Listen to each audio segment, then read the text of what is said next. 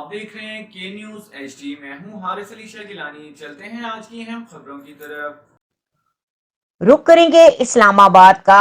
پاکستان میں بجلی کی بلیک آؤٹ کی ابتدائی رپورٹ سامنے آ گئی، جس میں بتایا گیا کہ فریکوینسی اتار چڑھاؤ سے 500 kV کی ٹرانسمیشن لائنز پر ٹرپنگ ہوئی اور سسٹم بیٹھ گیا۔ تفصیلات کے مطابق پاور ڈویژن کے ذیلی ادارہ national transmission and dispatch company NDTC black out کی ابتدائی رپورٹ تیار کر لی۔ NTDC رپورٹ میں بتایا گیا کہ 23 جنوری کو صبح فریکوینسی میں اتار چڑھاؤ پیدا ہوا اور فریکوینسی اتار چڑھاؤ سے 500 kV کی ٹرانسمیشن لائنز پر ٹرپنگ ہوئی۔ رپورٹ میں کہنا تھا کہ ٹرپنگ کی وجہ سے NTDC کے الیکٹرک کا سسٹم بیٹھنے سے 11,356 میگا واٹ بجلی سسٹم سے آؤٹ ہوئی۔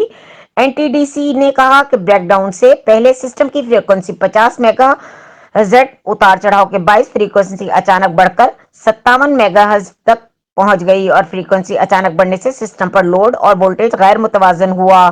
ابتدائی رپورٹ کے مطابق بنیادی فالٹ گدو ٹرانسمیشن لائنوں میں آیا، جبکہ تربیلا، منگلا اور وارسک میں متعدد بار ٹرپنگ ہوئی، جس کے باعث تربیلا، منگلا اور وارسک سے بحالی کا عمل فوری شروع کیا گیا۔